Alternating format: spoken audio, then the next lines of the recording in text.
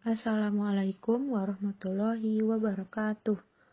Halo teman-teman, perkenalkan kami dari kelompok 12 kelas genap mata kuliah Ilmu Teknologi Pangan yang beranggotakan saya Karisma Dwi Febriandina dengan NIM 22030119191301000.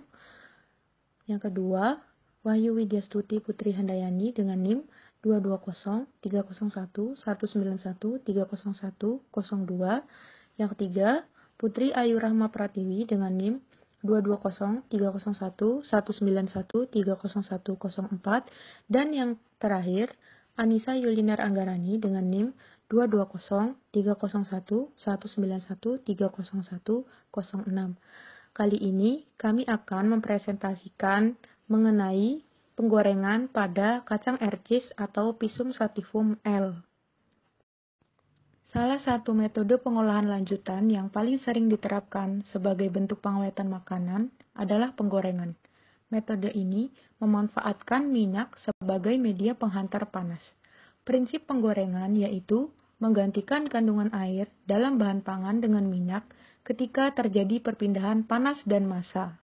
Proses penggorengan mempengaruhi moisture evaporation, kecepatan memasak, warna, flavor, dan tekstur yang erat kaitannya dengan reaksi pencoklatan atau browning, degradasi minyak, penurunan kandungan gizi, dan timbulnya zat karsinogenik. Faktor temperatur, tekanan, dan durasi pengolahan pada proses penggorengan berpengaruh terhadap perubahan komposisi dan struktur fisik makanan. Selain itu, penggorengan juga mengakibatkan hilangnya kandungan mineral seperti zinc, magnesium, sodium, kalsium, dan vitamin larut lemak. Adanya protein dan karbohidrat dalam bahan pangan yang digoreng dapat mengubah komposisi asam lemak ketika terjadi oksidasi lipid.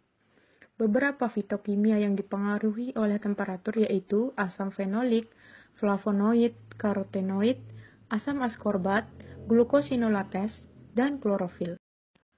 Pisum sativum L atau kacang ercis merupakan salah satu jenis polong-polongan yang dapat dimanfaatkan sebagai bahan pangan dengan sumber gizi yang baik.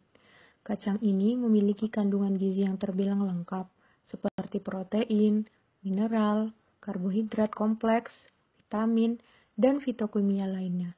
Globulin merupakan protein yang mendominasi pada kacang ercis. Selain itu, hidrolisis dari proteinnya dapat memproduksi berbagai macam peptida bioaktif yang berperan sebagai antihipertensi dan antioksidan. Komponen bioaktif tersebut salah satunya adalah angiotensin 1 converting enzyme atau AC.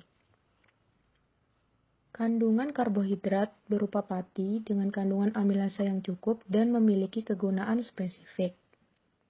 Terdapat pula variasi mineral diantaranya seperti besi, selenium, zinc, molybdenum, mangan, tembaga, boron, dan masih banyak lainnya.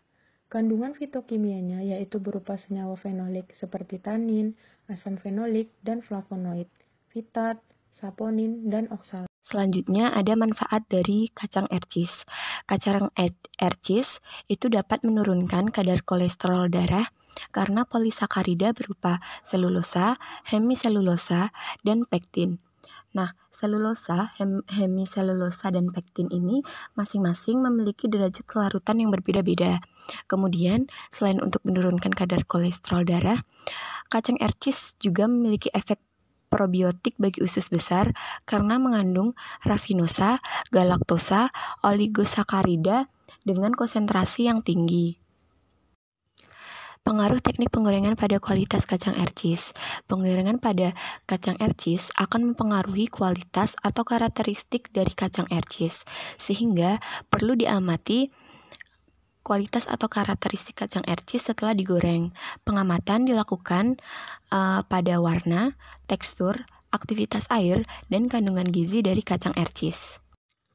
Pengamatan karakteristik atau kualitas yang pertama kali dilakukan adalah pengamatan warna. Warna sendiri merupakan parameter yang berpengaruh pada penerimaan konsumen terhadap produk, di mana warna merupakan parameter pertama yang dilihat oleh konsumen dalam hal penerimaan, terutama pada produk baru. Perubahan warna pada bahan pangan yang berwarna hijau akan berubah warna menjadi kemerahan apabila suatu bahan pangan dipanaskan pada suhu yang tinggi. Perubahan warna hijau menjadi kemerahan tersebut terjadi karena klorofil berubah menjadi biopitin dan isomer lainnya.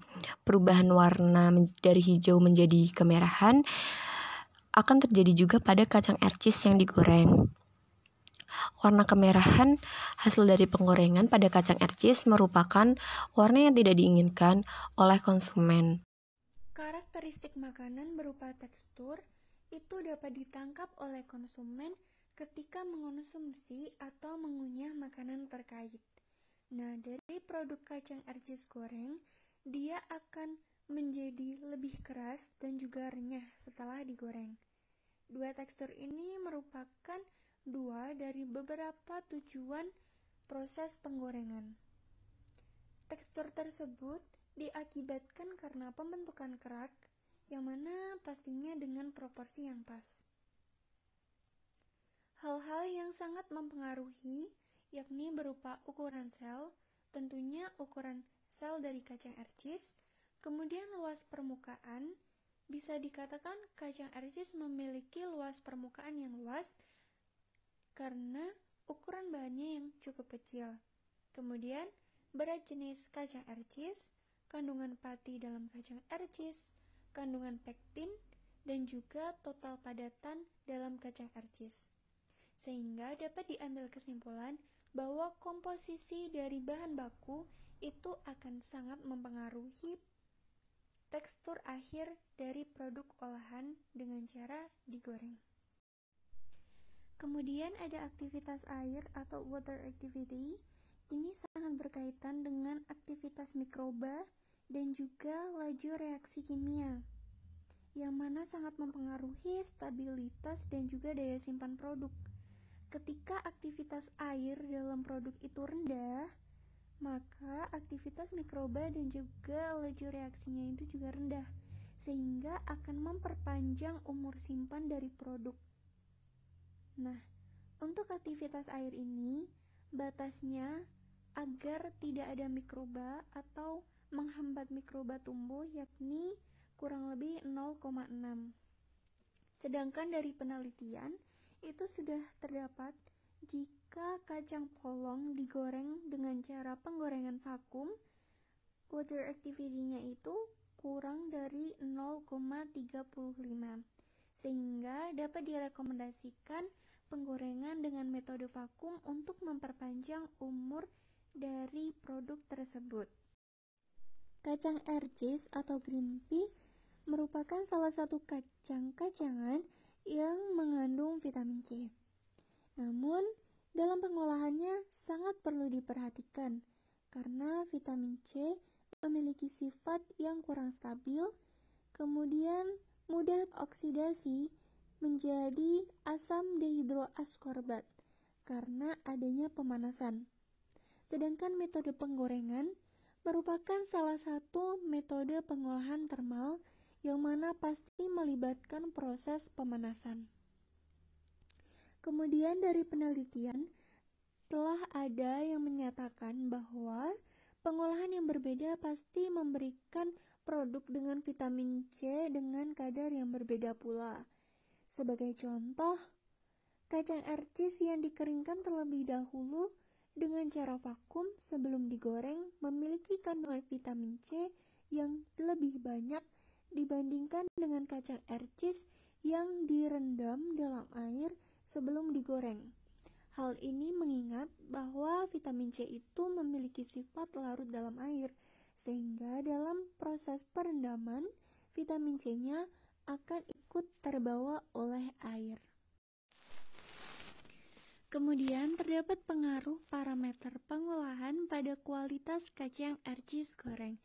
Jadi parameter yang tadi telah dijelaskan seperti warna, tekstur, aktivitas air, dan juga kandungan gizi itu dipengaruhi oleh beberapa hal, yakni ada pH, suhu dan durasi, dan juga tekanan ketika proses pengolahan dilakukan.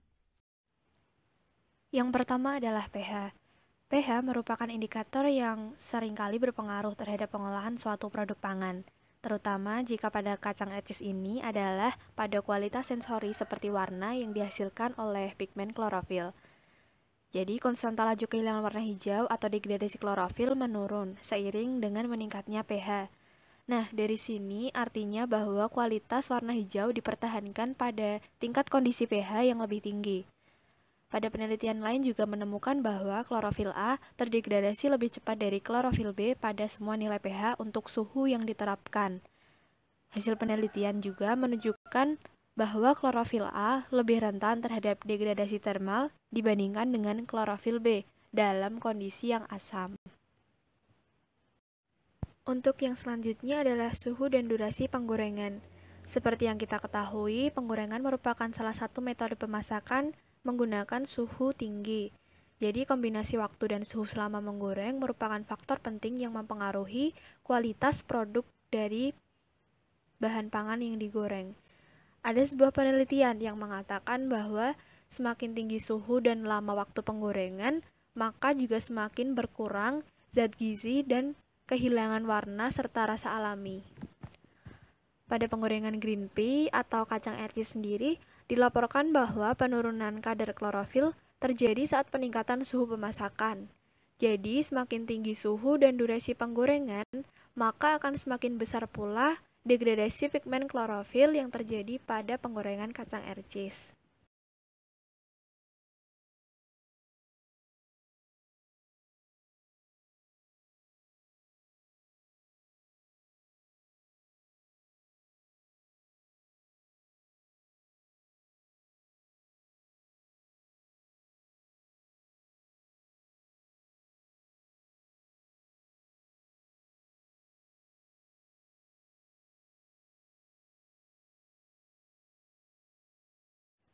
Berikut adalah daftar pustaka yang kami jadikan referensi.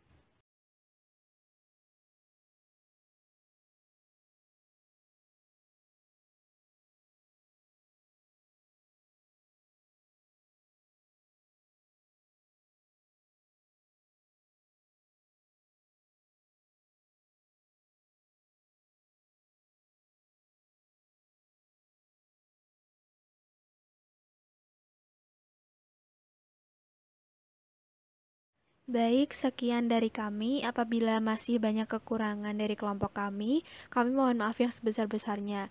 Terima kasih atas perhatiannya, semoga bermanfaat. Wabillahi taufiq wal hidayah. Wassalamualaikum warahmatullahi wabarakatuh.